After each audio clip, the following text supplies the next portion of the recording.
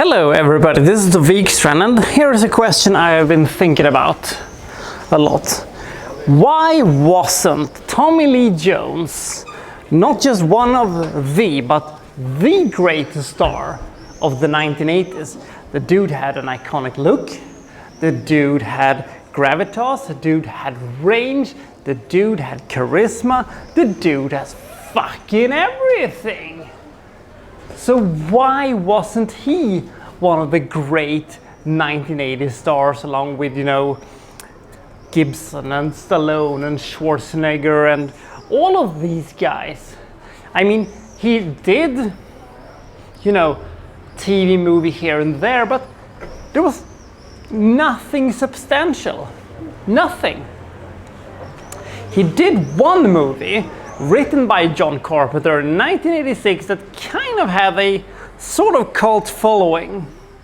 The movie that I'm talking about today is Black Moon Rising.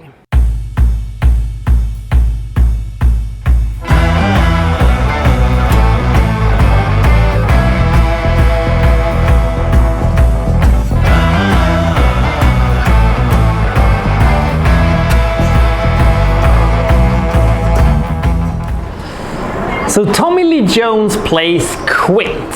He is a kind of master thief the FBI wants to when the government can't get involved. And he's supposed to steal some shady information from some shady corporation. And he does. Because there's a big case and the information he steals is very vital. And if they don't get it out, then this would have been for nothing. So much at stake here for Quint, and he's supposed to, leave the country and, go to Mexico and, all the stuff that you would do in 1986. Because Quint is being chased by the same people that chased Butch and Sundance, he decides, I'll have to hide the information in this car that looks basically what happened if a surfboard and the car from Knight Rider, got into a sack and produced a baby. Jesus fucking Christ, it's the most ridiculous things on four wheels I've ever seen.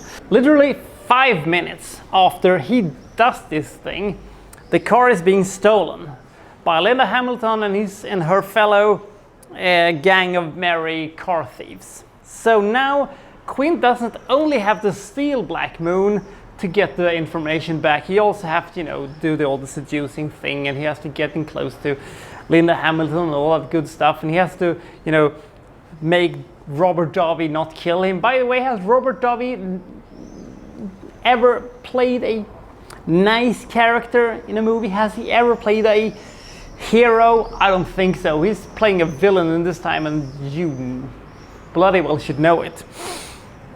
So Black Moon Rising has a lot working for itself. John Carpenter is writing this thing. It has a high concept car, and it has that sequence where they're jumping from one building to another building. That's right, they did it. All the way back in 1986, they did a sequence where the car jumped from one building to another building. Even though the sequence in the Fast and the Furious 7, was it 7? I think it was 7, made it all dumb, but here it kind of made sense, because this is a special car. I will say that this movie has a lot of charm to it. It hasn't aged too badly, actually. The problem with this movie is the fact that this movie is so boring for a large section of this movie. Whenever something stealing stuff is going on, whenever some kind of Black Moon car shit is going on, it is awesome. It is super 80s dumb. But whenever they're doing something else, which is most part of this movie is fucking boring. And this is not 2020 me talking. This is 1993 me talking. When I saw this movie and I was thinking, oh, I'm gonna see some awesome car action and stuff like that, and I was thinking, can we move on please? Even though John Carpenter's fingerprints are all over this movie, it doesn't really show that much.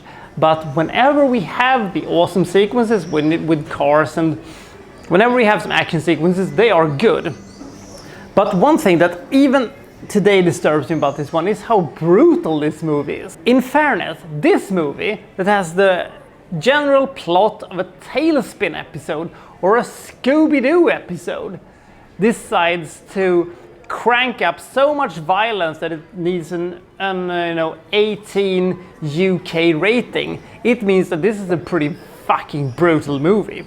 So with that said, it feels a little disjointed because all of this very silly nonsense that we are watching with a supercar that can do all these silly stuff combined with I'm going to fucking rip your lungs out literally feels a bit, this doesn't really match. This movie could only have been made in 1986 and you fucking know it.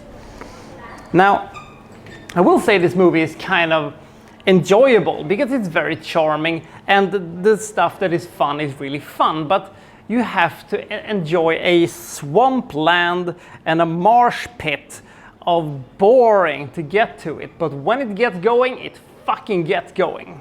I give this movie 48 points. It is still a very enjoyable movie, if slightly botched.